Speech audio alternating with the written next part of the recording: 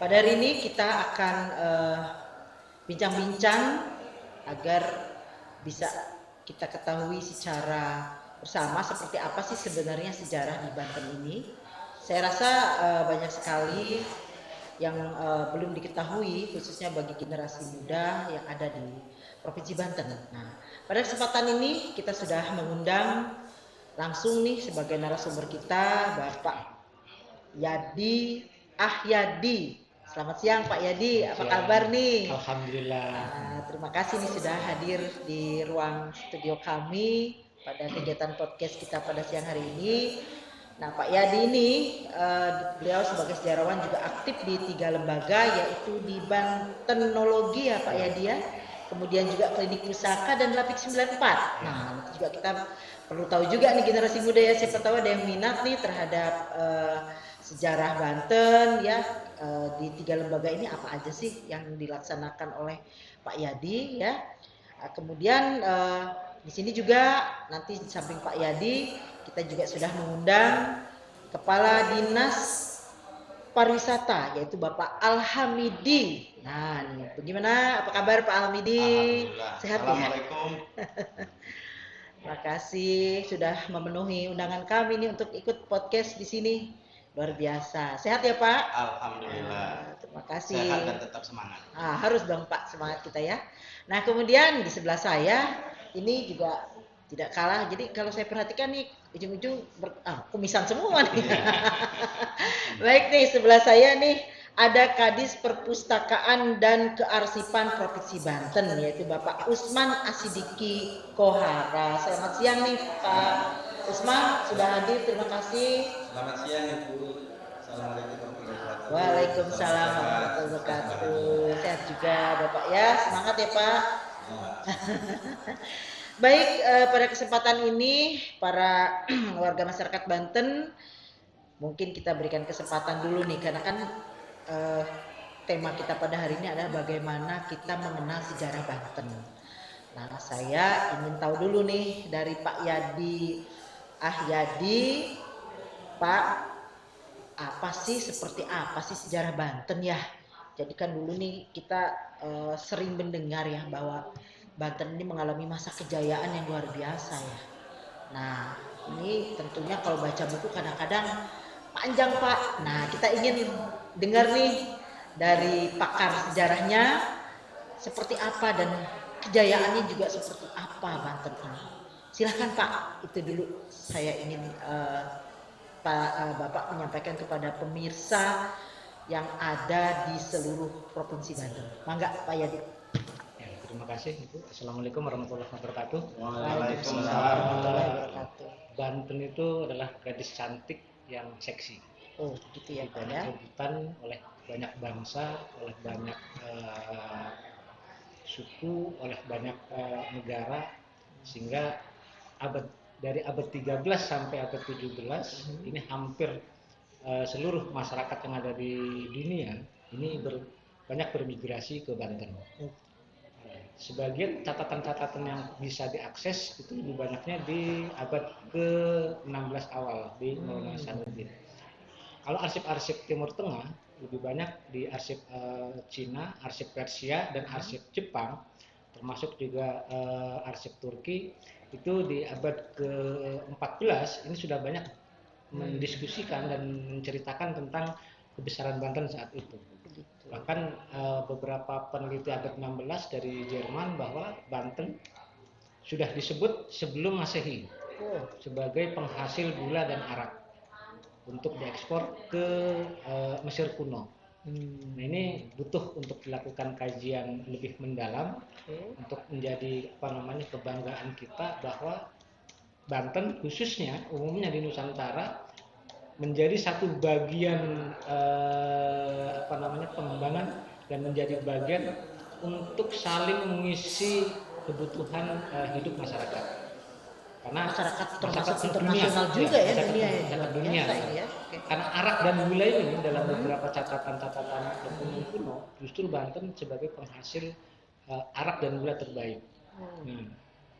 Kenapa menjadi arak terbaik dan gula terbaik? Ternyata arak ini terbuat dari gula cair.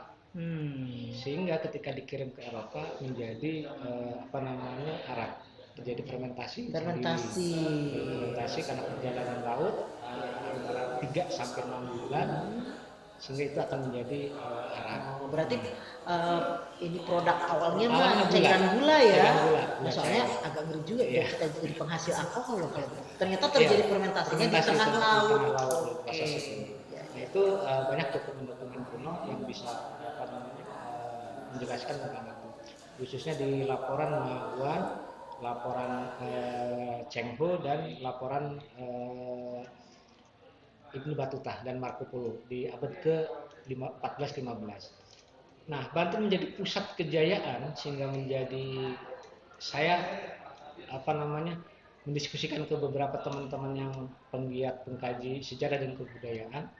Banten itu bagian dari Imperium Asia Tenggara.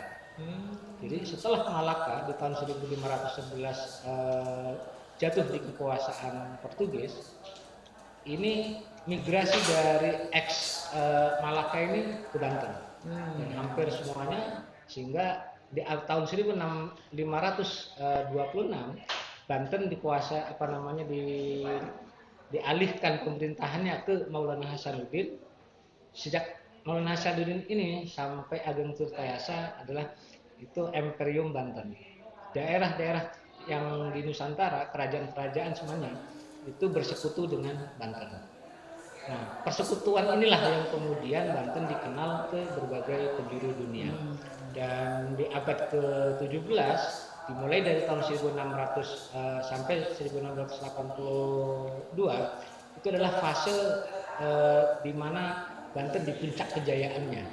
Karena Banten bagian dari ekspedisi perdagangan maritim itu sejajar dengan Ottoman dan Inggris, Prancis. Berarti Ottoman dari kerajaan Turki dong? Iya, dari Turki. Dan Banten kemudian itu bagian dari Turki, dari Ottoman. Nah, ini yang kemudian menjadi satu kebesaran bahwa Banten dalam dokumen-dokumen kuno, dalam arsip-arsip kuno yang ada di berbagai dunia, itu Banten menggambarkan bahwa kebesaran itu bukan hanya kebesaran kejayaan dalam ekonomi, tapi juga dalam militer, terus juga penegakan hukum, terus juga keamanan laut, sehingga semua lini pemerintahan di Kesultanan Banten itu mengontrol semua pasar dagang di Banten itu. Yang dikenal kita hari ini ada satu bekas wilayah pasar modalnya, itu yang dikenal Cengkok. Cengkok di mana itu Pak kalau di Banten itu? Di Muara Karanghantu. Oh itu Di Muara pusatnya Karanghantu ya di situ ya Pak. ada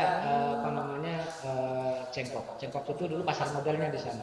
Dan itu menjadi satu kebesaran, sehingga Banten menjadi, karena pasar modalnya ada di Banten, beberapa kerajaan-kerajaan kecil di Asia Tenggara itu akhirnya menjadi mitra dagang dan sekaligus juga menjadi sekutu. Nah, inilah masa kejayaan Banten yang sering digadang-gadang oleh masyarakat bahwa Banten menjadi besar. Nah, kenapa Banten ini kemudian hancur? Salah satu strategi VOC untuk menguasai perdagangan Asia Tenggara di perdagangan maritim, John Peter Pun di tahun 1618 ini melakukan politik adu domba. Artinya politik untuk merebut beberapa sekutu-sekutu.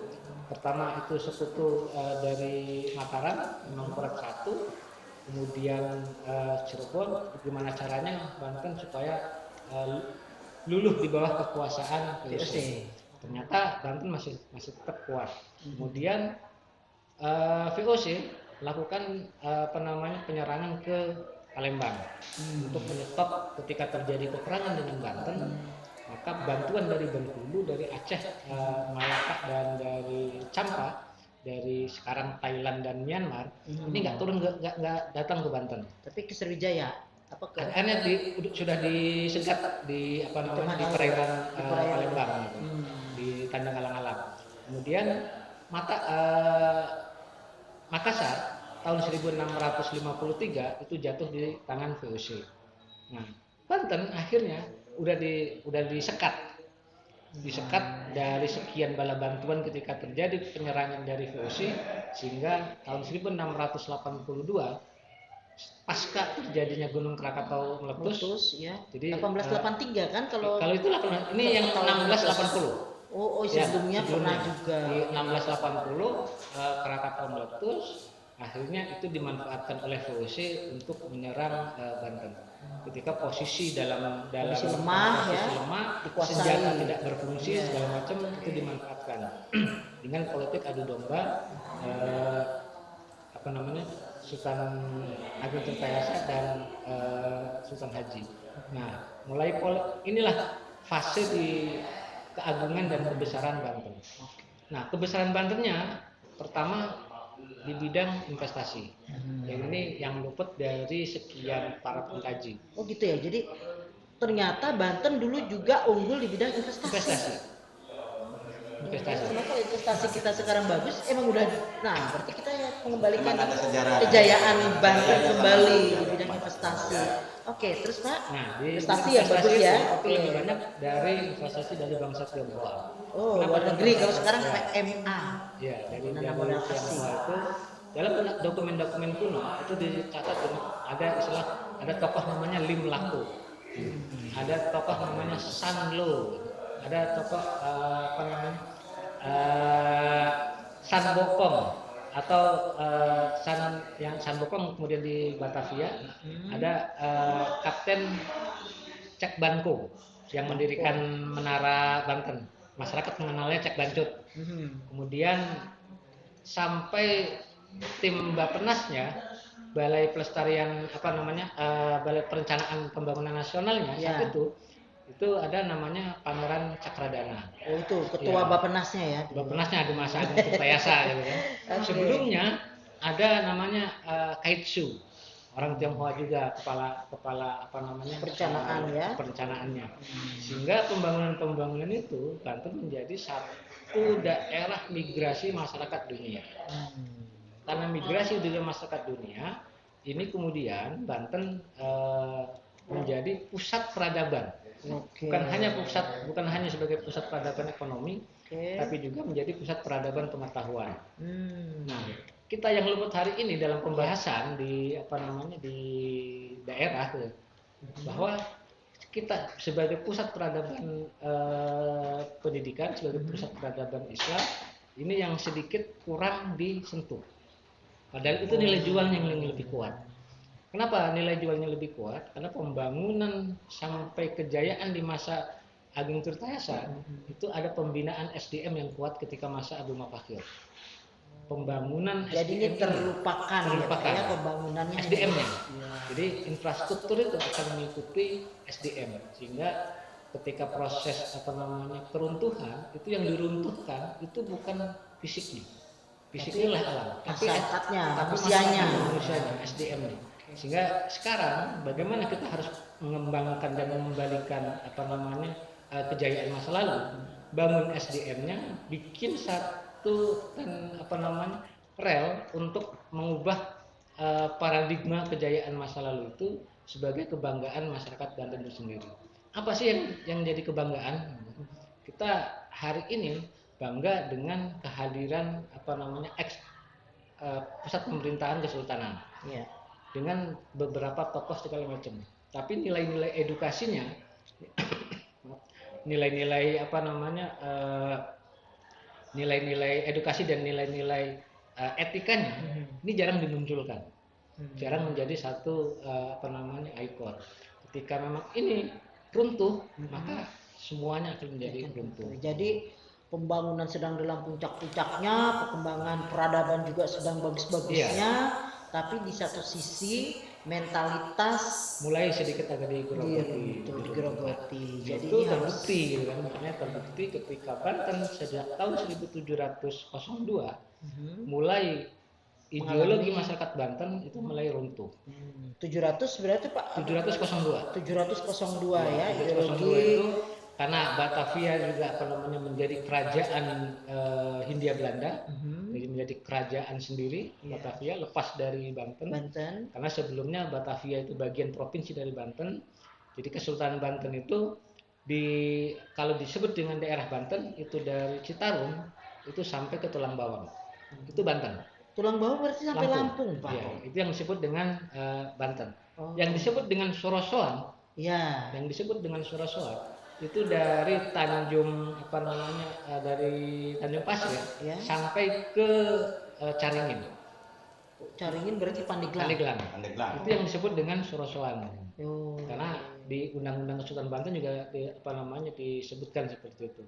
Nah, mitra Banten itu seluruh kerajaan-kerajaan di Nusantara. Itu mitra dan sekutu Banten. Sehingga bagaimana menghancurkan Banten, hancurkan sekutu-sekutunya.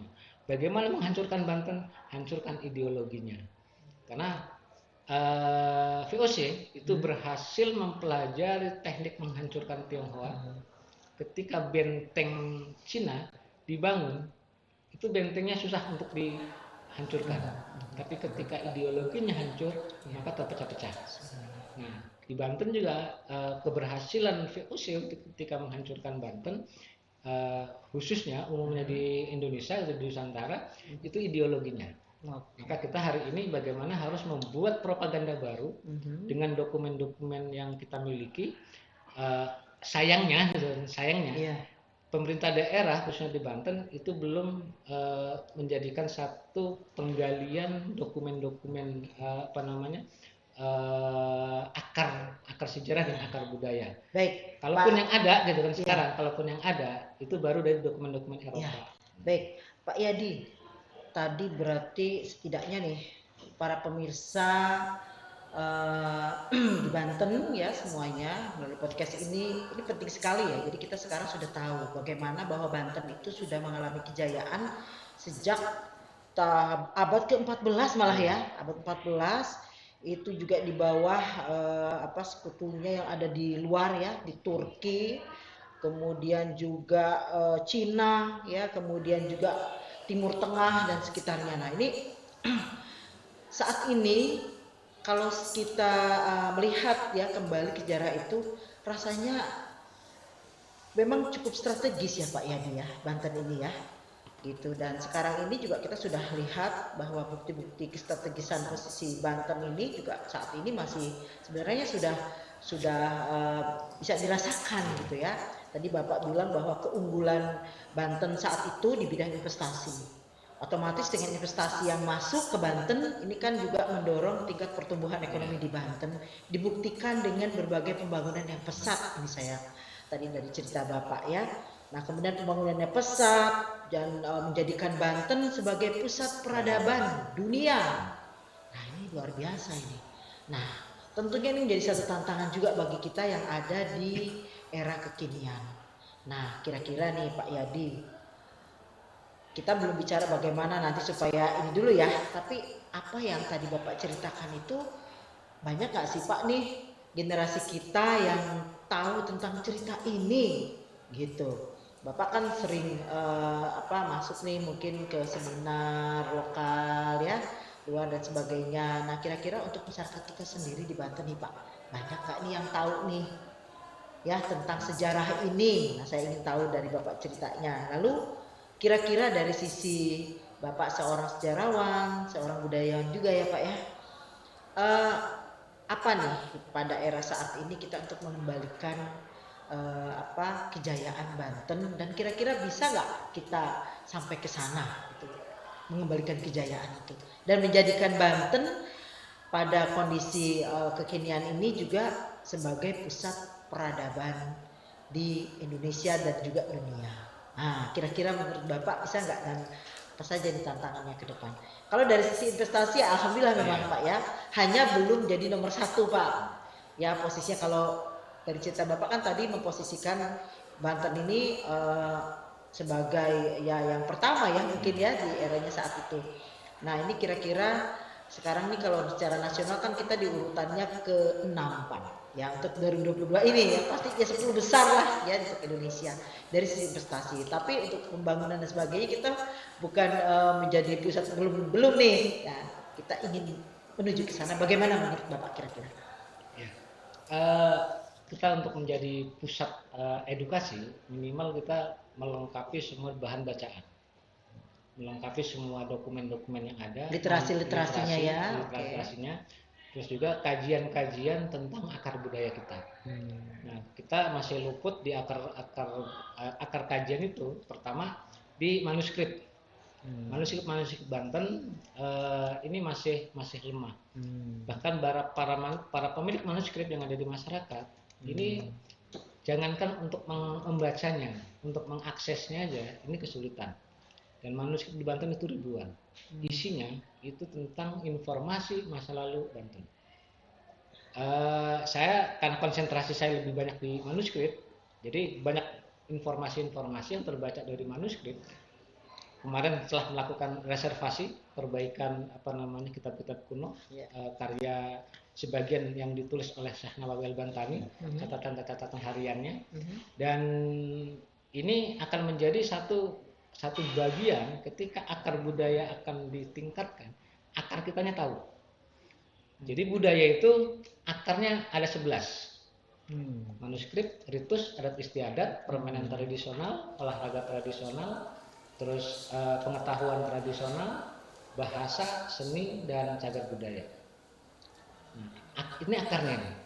Nah, untuk menggali akar itu, kalau akarnya kita tahu, sehingga nanti mana akar yang untuk pengembangan apa kita ke depan yang tersendat, itu biasanya itu terkendala di informasi, dokumen manuskrip atau dokumen arsip.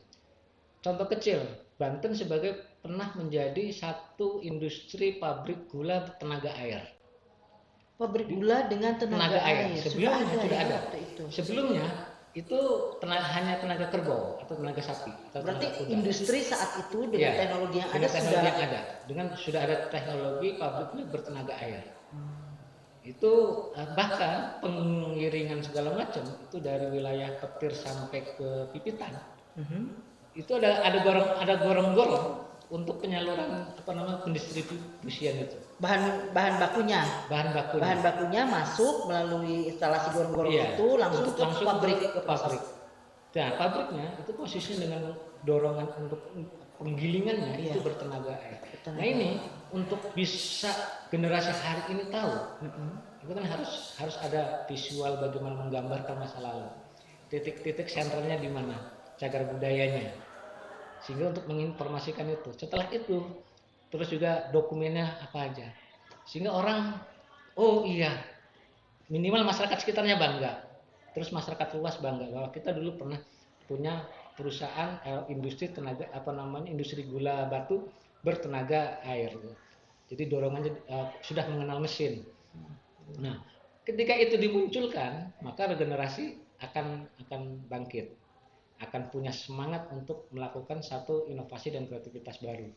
Nah, kenapa di Banten khususnya ketika kreativitas anak muda ini tidak berjalan dengan mulus? Karena storytelling tentang pengetahuan masa lalu masih tersendat.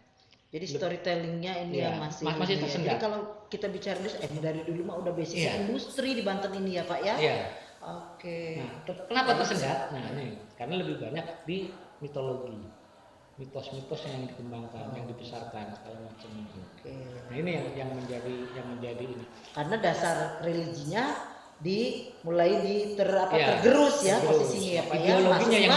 Ideologinya yang dihantam, jadi mitologi yang dikembangkan.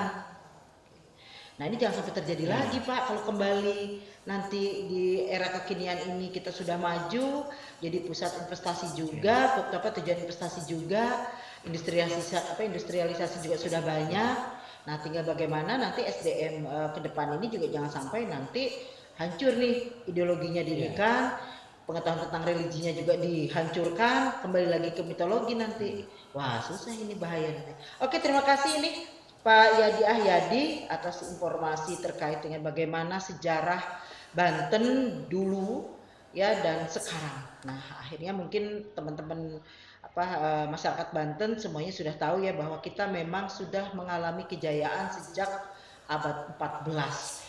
Kemudian juga abad 17 ya dan sebagainya. Nah, ini jangan sampai berarti kalau dari abad 14 sampai 17 berarti kan udah 300 tahun itu ya, 300 tahun udah maju saat itu ya. Nah, tentunya mungkin setuju juga nih seluruh pemirsa di Banten semuanya. Mari kita pertahankan kejayaan Banten, kita kembalikan lagi, dan apa yang sudah kita raih kita pertahankan. Namun jangan lupakan landasan fundamental kita, yaitu untuk tetap berbasis kepada religius ya Pak ya. Jadi tidak salah dong kalau misalkannya sekarang visinya Banten mandiri dan maju berlandaskan iman dan takwa. Jadi jangan ngurus urusan duniawi aja. Iman dan takwanya ini penting sebagai landasan bagaimana kita membangun dan mengembalikan kejayaan Banten di masa yang akan datang. Oke, terima kasih Pak Yadi ya. Sekarang saya kembali kepada Pak Kadis Pariwisata. Pak Kadis Pariwisata, siap ya. Jadi kita sama-sama tuh tadi sudah mendengar dari Pak Yadi, pakar sejarah Banten, bahwa kita pernah jaya dulu dan sekarang juga kayaknya mudah-mudahan kita menuju kejayaan itu. Ya, namun tidak salah juga nih visi kita bahwa di sana berlandaskan iman dan takwa. Nah, Bapak di sektor pariwisata ini kadang-kadang kan orang suka, wah pariwisata itu kepada hal-hal yang mohon maaf ya, tanda kutip lah seperti itu. Nah, gimana nih tantangannya Bapak loh, gitu ya. Jangan sampai nih Pak melalui pariwisata menggerus iman dan takwa ini, gitu. Jadi wisata seperti apa nih kira-kira nanti ke depan ini?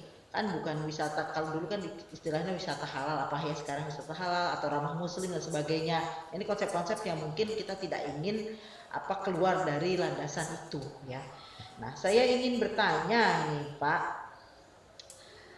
bagaimana nih pengembangan budaya yang tadi yang tadi sudah disampaikan, kemudian juga sejarah, ini kan potensinya luar biasa nih Banten ini Pak Kadis ya.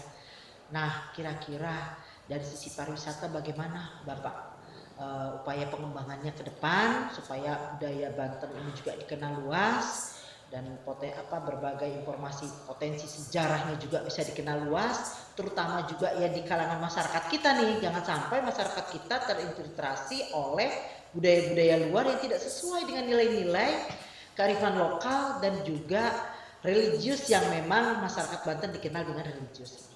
Mangga, silahkan Pak Kadis Pariwisata. Ya, terima kasih. Assalamualaikum warahmatullahi wabarakatuh. Waalaikumsalam warahmatullahi wabarakatuh.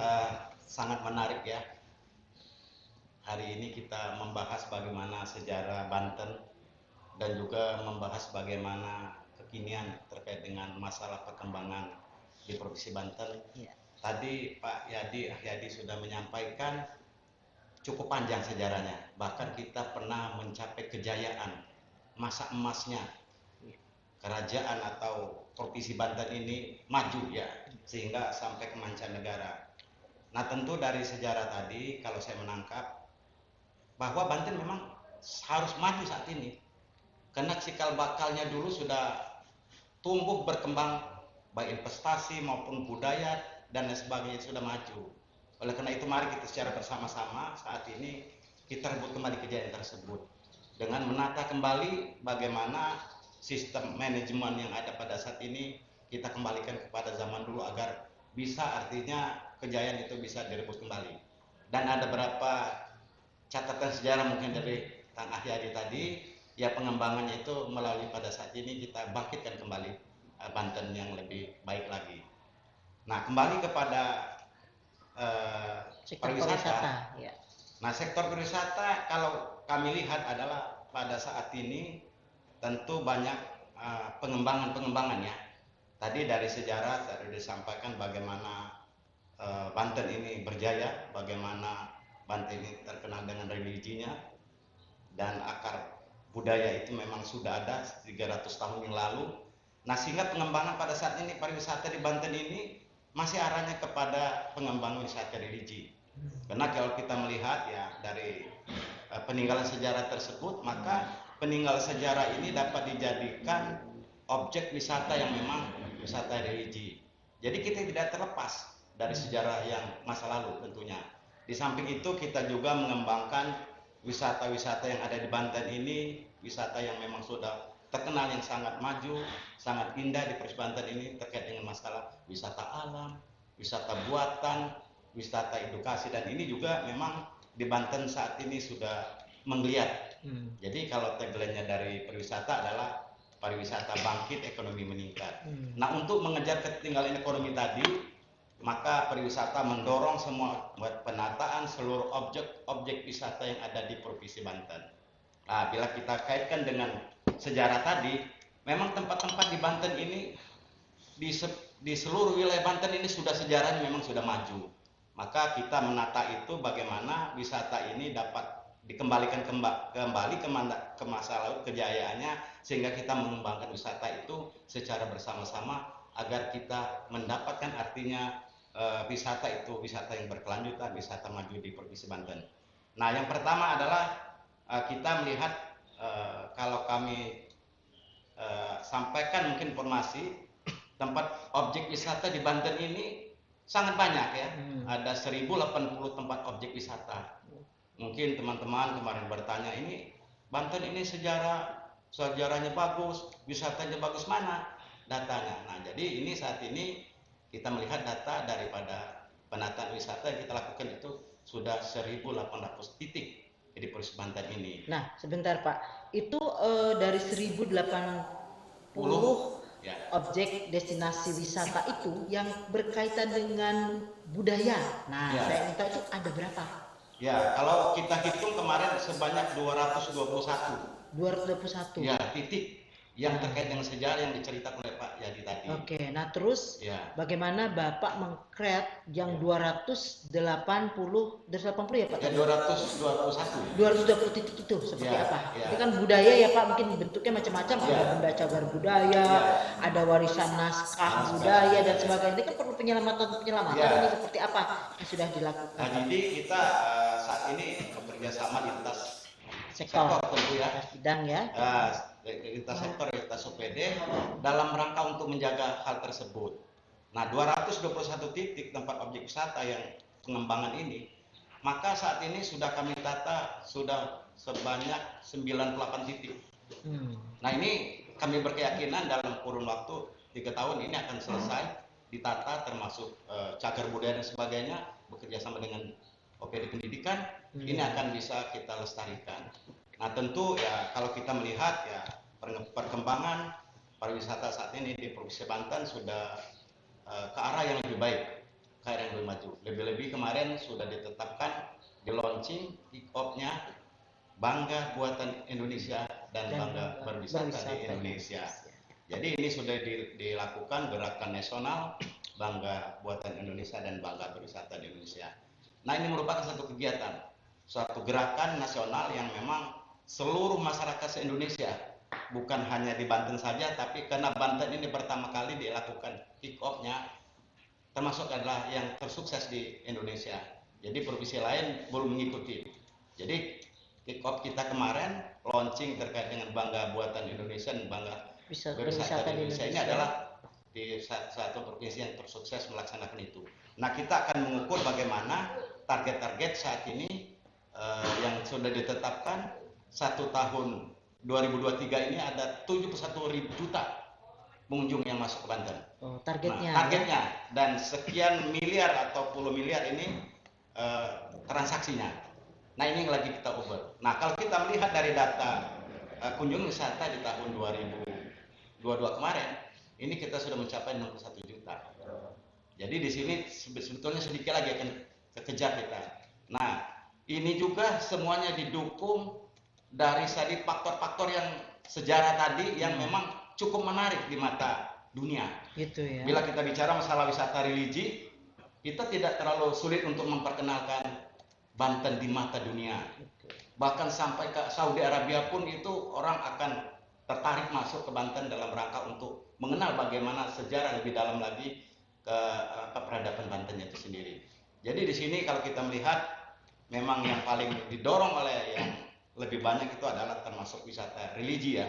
Tapi wisata yang lain juga itu sudah bergerak dan ke arah yang lebih baik, sehingga kita berharap wisata di Banten itu bisa maju, berkembang dan dapat menjadi unggulan dari sumber pendapatan yang ada di Provinsi Banten ini sendiri. Itu mungkin menanya. Terima kasih Pak Kadis Pariwisata. Jadi intinya bahwa dari 1080 objek destinasi wisata yang ada di Banten. 221 titik itu berkaitan dengan sejarah dan budaya. Budaya. Ya. Dan Dinas Pariwisata sudah berupaya untuk melestarikan itu, ya, menata 98 titik, dan insya Allah nanti ke depan tetap ya Pak ya, ini menjadi fokus kita untuk menata itu semua supaya bagaimana itu tidak hanya menjadi sekedar cerita, tapi masyarakat Banten dan juga masyarakat luas ya, baik itu nasional maupun mancanegara bisa lebih mengenal, oh ternyata Banten itu dari dulu memang sudah unggul ya, sudah menjadi tujuan investasi, sudah menjadi pusat peradaban dunia. Nah, kita ingin mengembalikan, jadi bukan hanya sekedar nostalgia saja, tapi nanti para generasi muda juga bersama-sama ya, ada bangga terhadap Banten, bangga sebagai warga Banten, dan bersama-sama punya semangat yang baru, tidak kembali lagi kepada budaya mitologi yang disampaikan oleh Pak Yadi ya Pak Yadi ya, bahaya ini ya kalau dikenalnya cuma jawara, debus, santet. Ini mudah-mudahan tidak ada lagi perspektif seperti itu ya, tapi bagaimana kita kembalikan bahwa itu adalah bagian daripada masa lalu, yang namun di samping masa lalu juga ada satu keberhasilan yang luar biasa yang perlu kita teruskan, kita jaga agar Banten sebagai pusat peradaban ini juga memang benar-benar dapat terus kita lestarikan sampai ke depan nanti. Baik, terima kasih Pak Kadis Pariwisata. Sekarang giliran kepada Pak Usmani sebagai Kepala Dinas Perpustakaan dan Arsip Daerah. Pak Usman, tadi kita sudah dengar bagaimana Pak Yadi menceritakan terkait dengan sejarah Banten. Kemudian juga dari sisi pariwisata, Pak Alhamidi tadi menyampaikan bagaimana juga menjaga warisan-warisan itu ya melalui pengembangan pariwisatanya yang berkaitan dengan sejarah dan budaya. Nah, giliran Bapak nih, saya pengen tahu nih peran dari Dinas Perpustakaan dan Arsip Daerah dalam rangka menjaga dan juga menurunkan informasi kepada masyarakat terkait dengan sejarah Banten ini seperti apa? Enggak, silakan Pak. Ya, terima kasih Ibu host yang luar biasa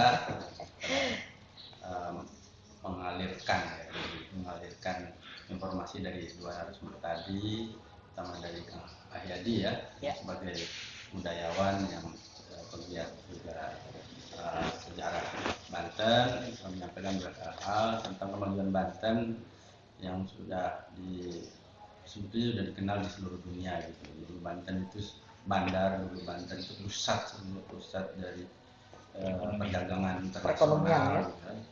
Dan pusat literasi juga Bu.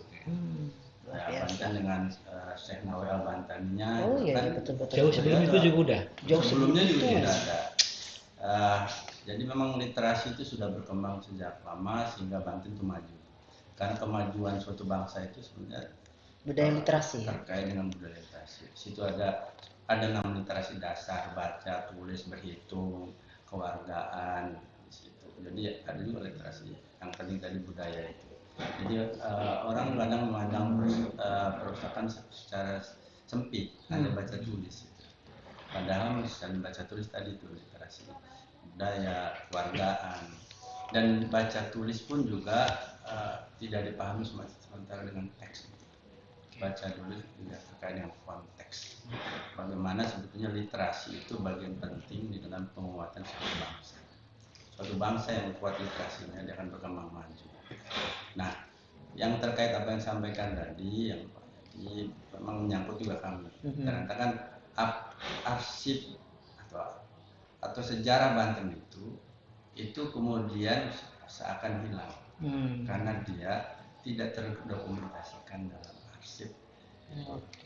Maka fungsi dari Dinas Perpustakaan dan Arsipan, terutama dari sisi arsipan, adalah bagaimana melakukan perlindungan dan penyelamatkan arsip, khususnya arsip yang punya nilai sejarahan, arsip yang punya nilai kuat yang menjadi fondasi sebuah daerah atau bangsa itu. Maka kami mengarah pada tadi di bidang kearsipan ada perlindungan dan penyelamatan arsip. Kami melakukan akuisisi arsip termasuk dari juga dan teman-teman arsip sebagai, kalau di arsip nama koleksi itu khasanah, sebagai khasanah kearsipan di Dinas Perpustakaan dan Kearsipan Provinsi Banten. Jadi kami juga ada pojok kearsipan di bawah dan ada layanan juga mobil layanan arsip keliling. Sedangkan untuk penguatan informasi dari sisi yang lain, khususnya dalam upaya untuk meningkatkan kapasitas masyarakat Banten dari urusan perpustakaan, maka kami juga ada di situ koleksi-koleksi yang terkait dengan kebantenan. Kami namakan seperti itu Banten Corner. Banten Corner khusus itu ya. Walaupun- Jadi kalau iya. orang mau tahu tentang Iya. sejarah Banten, Iya. informasi seperti apa, ada Banten Corner. Ada Banten Luar Corner. biasa. Oke. Jadi Banten Corner memang ruang khusus ya. Karena apa? Sementara bukunya tidak bisa dipinjam. Tidak bisa Karena dibawa, dengan itu ya, kecuali kita- yang layanan sirkulasi yang di bawah, Ya. yang sekitar kan kami ada sekitar masih kurang ya, sekitar harusnya kan untuk dengan kondisi Banten ini udah harusnya 100.000 judul, kami baru sudah 60.000-an judul. Dan untuk yang koleksi khusus Banten Corner ini ada 985 judul dengan jumlah sekitar 2.955, hampir 3.000. Oh. Itu berdasarkan pembelian ataupun juga kemudian ada penyerahan. Oh, Jadi dari kami berharap bahwa kerjasama untuk- ya perpustakaan daerah ya. dengan masyarakat juga. Jadi begini, kalau arsip bentuk berbagai macam baik tertulis maupun Ya. bentuk kebendaan, nah itu seharusnya gitu, saran kami bisa diserahkan di Dinas Perpustakaan Kearsipan. Karena itu memberikan nilai manfaat yang lebih. Iya. Pertama, sebagai untuk supaya tidak hilang kalau Ya.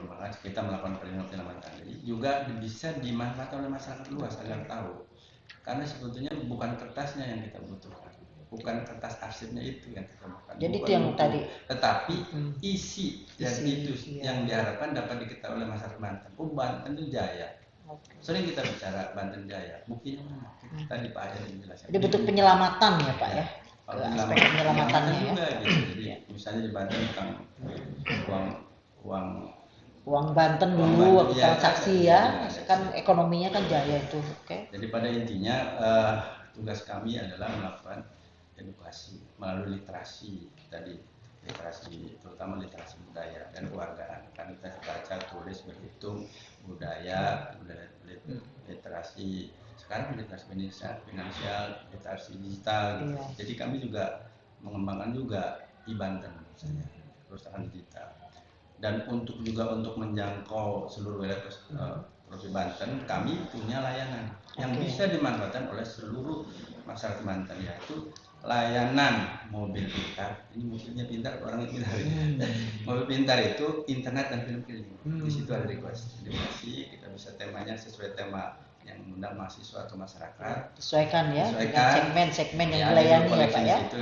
Oke. Kemudian ada juga mobil perusahaan keliling. Kalau ini buku, yang satu bentuknya. Iya.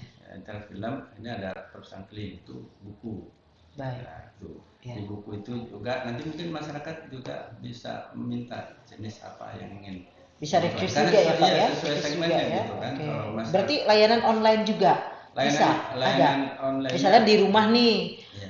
dia langsung akses nih, Nah. ya melalui websitenya ini layanan untuk dia cari judul apa atau ini tanpa harus datang ke perpustakaan, tapi dia bisa dapatkan langsung dengan cara mendownload gitu. Bisa enggak itu Pak? Sudah ada belum Sementara ini aplikasinya? baru sih informasinya. Nah, kayaknya perlu Melalui, nanti ya, itu ya. Jadi melalui e-Banten. Inovasi. Ada Nah, itu ada e-Banten. browser, ada judul. E-Banten itu kayak ini Ya, juga dalam jadi- bentuk e-book kan? Iya, Jadi, dalam bentuk e-book bisa Ya. diakses di Play Store di Banten. oke.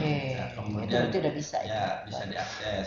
Kami sudah mengembangkan sistem pendaftaran online. Oh. Nah, ini yang masih kami lagi ini ya, pelajari, lagi diupayakan adalah Iya. ketika peminjaman online. Karena udah mulai kan. Nah, ya itu lain maksud kan saya. sudah Oh. tinggal kayak GoFood gitu ya. Ya, betul. Jadi masih dikonstruksikan dulu ya. masih Oke. Karena itu Ya.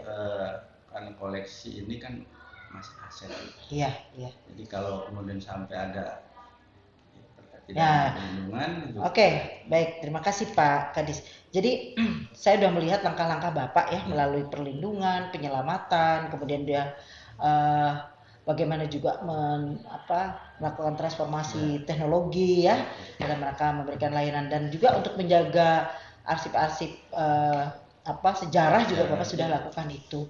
Nah tentunya termasuk itu juga mungkin Pak ya, kalau pinjam langsung secara fisik kan khawatir bukunya rusak ya, kemudian juga hilang mungkin ya. Tapi saya rasa udah tepat tuh Pak dengan langkah yang Bapak lakukan melalui e-book tadi elektronik ya Pak e-Banten ya.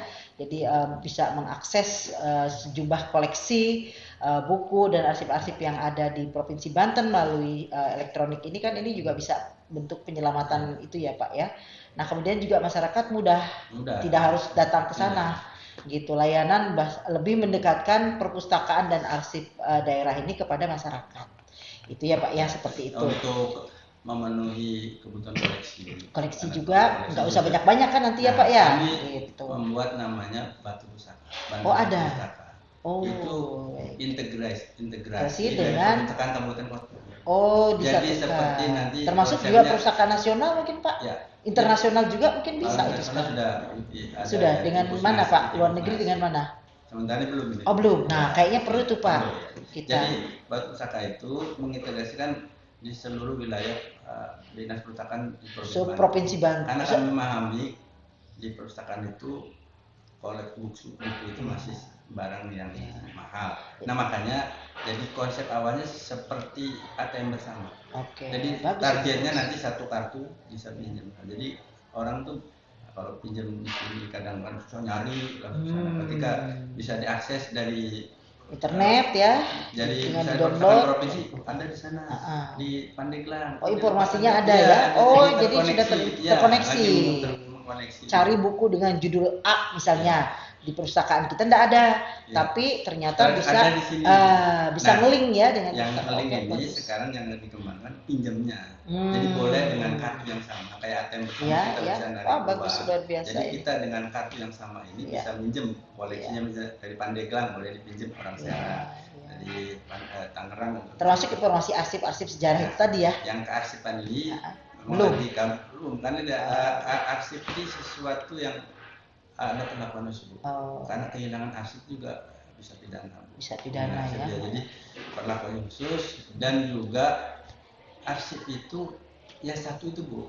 Makanya arsip itu otentik, utuh dan terpercaya. Otentik itu gitu. Kalau sudah difotokopi ya bukan arsip itu. Fotokopian. Ini dokumen dokumen yang memang kalaupun hilang ada undang-undang kearsipan sendiri. Jadi arsip itu otentik, utuh, terpercaya. Gitu. Baik Pak.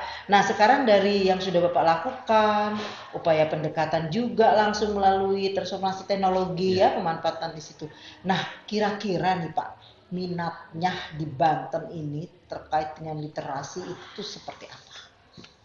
Alhamdulillah sih kalau minat. Kan kalau melalui layar itu kan udah bisa tercek ya siapa yang berkunjung ke ini Bapak. Kalau tingkat kunjungan sejak saya di sana bisa 500 per hari tercapai. Pandemi agak menurun. Tapi insya Allah. Tapi kan bisa online. Kunjungan tinggi terutama mahasiswa. Memang kendalanya begini. Dulu kan Dinas Perpustakaan Kabupaten kenapa di Pakupatan? Ya, mendekatkan dengan kampus ya. Karena kampus kita. Sekarang mungkin itunya pindah ke sana. Tapi kan masih ada beberapa kampus di situ, Pak. Masih kampus dan makanya tadi kembangan yang aplikasi karena zaman sekarang bagaimana bisa diakses. Artinya misalnya yang dari Papupat dari KP3B pinjam gitu bisa dikirim ke depannya gitu ya. Oh, jadi ada layanan kurir antar. Nah, yang ingin dikembangkan karena kan butuh biaya, butuh kita kendaraan khusus. Tapi kalau ke kabupaten kota desa kami sudah siap ada atau komunitas siapapun komunitas mau apapun jenis komunitasnya bisa manfaatkan secara gratis. Jadi ada mobil perpustakaan keliling, mobil pintar tadi internet film keliling, kemudian arsip keliling itu boleh gratis Bu. Jadi itu upaya untuk meningkatkan minat ya minat masyarakat terhadap atau informasi terhadap arsipan dan lain. Jadi ada 3 mobil satu mobil pintar. Itu bergiliran Pak. Apakah hanya dalam kota atau ada kunjungan khusus mobil perpustakaan dan arsip ke kabupaten kota? Ada yang reguler, ada permintaan. Ada permintaan. Jadi kalau ada yang mau nih kabupaten kota mengajukan permintaan ya, bisa ya. Saya waktu tsunami kami trauma healing sampai di sana. Bisa. Kami juga udah sampai Cilobrang sampai semua. Seluruh wilayah provinsi kami siap dengan jenis tadi mobil perusahaan keliling, mobil pintar, internet film keliling, dan arsip keliling ini bisa dimanfaatkan. Ya untuk yang kearsipan ini memang agak mungkin koleksi khasanahnya, kalau kearsipan kearsipan yang perlu kami tambahin, terutama apa yang informasi tadi Pak Yadi, untuk melihat bahwa sejarah Banten yang luar biasa tadi akan lebih bisa dipahami, diketahui oleh masyarakat Banten, dan makanya juga sekarang ada macam bedah arsip itu. Bedah arsip ya, selalu tuh ada kajian. Ini Ini narasumbernya ya Pak Yadi ya, narasumbernya. Jadi kalau tahu tadi yang sampai sampaikan ini saluran air bagaimana Banten luar biasa hebat ya. Jadi memang ada ya itu ya. Jadi kami sekali lagi mengharapkan dukungan support dari masyarakat, baik bentuk kritik, saran maupun juga dukungan koleksi Bu. Siap. Jadi kalau ada yang punya koleksi, daripada koleksinya tidak dimanfaatkan di rumah, diurus, serahkan untuk perpustakaan, insya Allah tidak ada yang hilang. Selain itu di akhir kami juga menerbitkan buku sejarah Banten. Oh gitu. Ada orang bisa manfaatkan jadi souvenir juga Bu, yang hadir kasih. Oh iya betul, biar lebih dikenal lagi. Kemudian yang di Karsipan itu melakukan penerjemahan karya Syekh Nawawi Al-Bantan.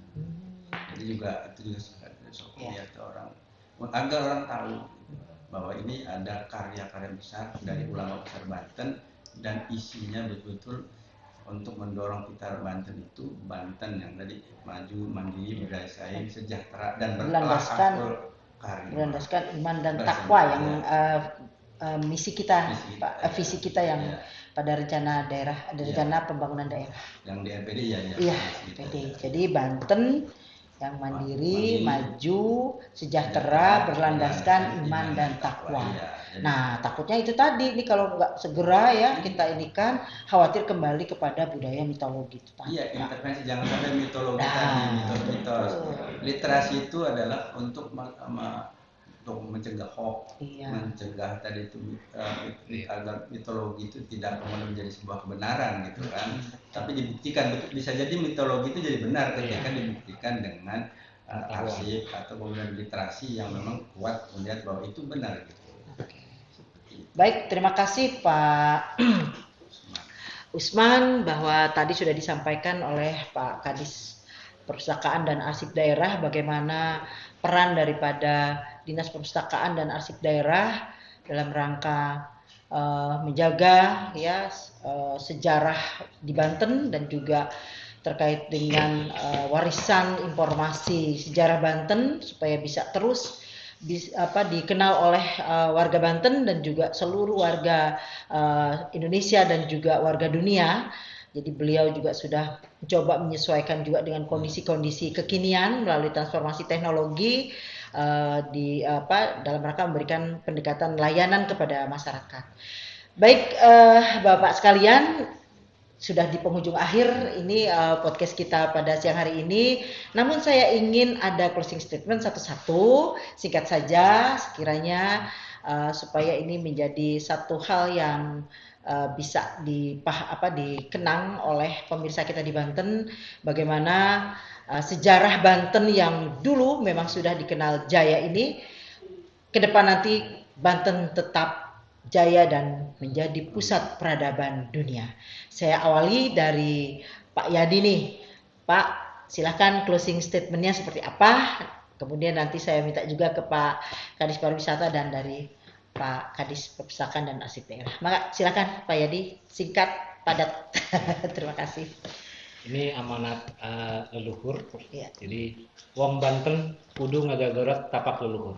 Wong Banten kudu ngagagurat tapak leluhur. Ngagagurat, apa itu artinya Pak? Aja sampai udan guru banjir ilmu, wong salah malakaprah, wong bener orang lumrah.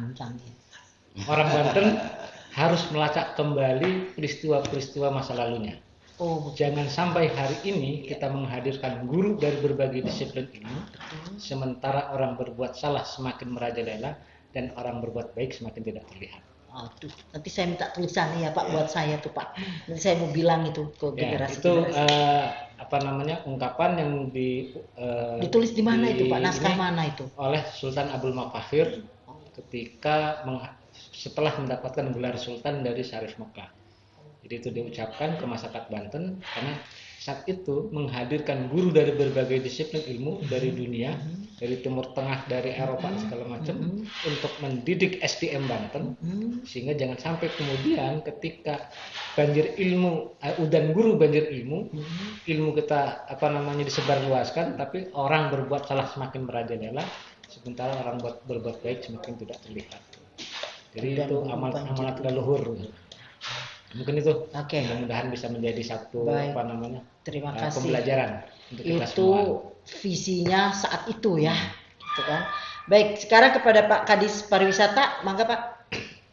Ya, kita melihat saat ini kita semua di Provinsi Banten, bahkan di mancanegara, bahkan Nusantara, mari kita bersama-sama mendukung gerakan nasional bangga buatan Indonesia